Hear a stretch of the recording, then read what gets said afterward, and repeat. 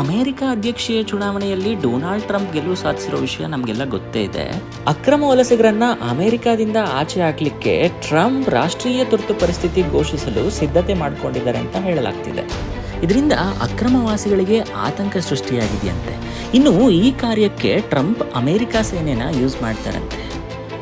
ಈ ಸುದ್ದಿ ಜಗತ್ತಿನಾದ್ಯಂತ ವೈರಲ್ ಆಗ್ತಾ ಇದೆ. ಬನ್ನಿ ಹಾಗಾದರೆ ನೋಡೋಣ ಈ ಸುದ್ದಿ ಏನು ಅಂತ ಈ ನಮ್ಮ ವಿಡಿಯೋಲ್ಲಿ.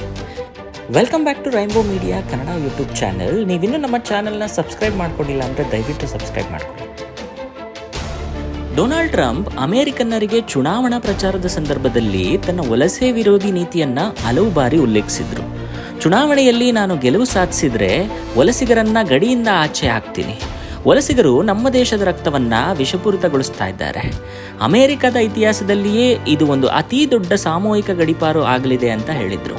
ಟ್ರಂಪ್ನ ಈ ಹೇಳಿಕೆಗಳು ವಲಸಿಗರ ಆತಂಕಕ್ಕೆ ಕಾರಣವಾಗಿತ್ತು. ಸದ್ಯಕ್ಕೆ ಅಮೆರಿಕದ ಅಧ್ಯಕ್ಷೀಯ ಚುನಾವಣೆಯಲ್ಲಿ ಡೊನಾಲ್ಡ್ ಟ್ರಂಪ್ ಜಯ ಸಾಧಿಸಿ ಅಮೆರಿಕದ ಅಧ್ಯಕ್ಷರಾಗಿ ಚುನಾಯಿತರಾಗಿದ್ದಾರೆ.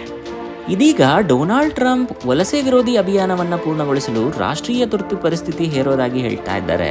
ಹಾಗೂ ಸೂಕ್ತ ದಾಖಲೆಗಳಿಲ್ಲದ ದೇಶದಲ್ಲಿ ವಾಸಿಸುತ್ತಿರುವ ವಲಸಿಗರನ್ನ ಗಡೀಪಾರು ಮಾಡಲು ಸೇನೆಯನ್ನು ಬಳಸಲು ಸಿದ್ಧರಾಗ್ತಾ ಇದ್ದಾರೆ ಅಂತ ವರದಿಯಾಗ್ತಾ ಇದೆ. ಇನ್ನು USA-ಯಲ್ಲಿ 11 ಮಿಲಿಯನ್ ಜನರು ಕಾನೂನು ಬಾಹಿರವಾಗಿ ಉಳಿದುಕೊಂಡಿದ್ದಾರೆ ಎಂದು ಹೋಮ್ಲ್ಯಾಂಡ್ ಸೆಕ್ಯೂರಿಟಿ ಇಲಾಖೆ ಅಂದಾಜಿಸಿದೆ. ಮೊದಲು ಅಪರಾಧ ಹಿನ್ನೆಲೆ ಉಳ್ಳ 4,25,000 ವಲಸಿಗರನ್ನ ಮೊದಲು ಗಡೀಪಾರು ಮಾಡಲು ಟ್ರಂಪ್ ಈಗಾಗಲೇ ಸೂಚಿಸಿದ್ದಾರೆ ಎಂದು ಹೇಳಲಾಗ್ತಿದೆ.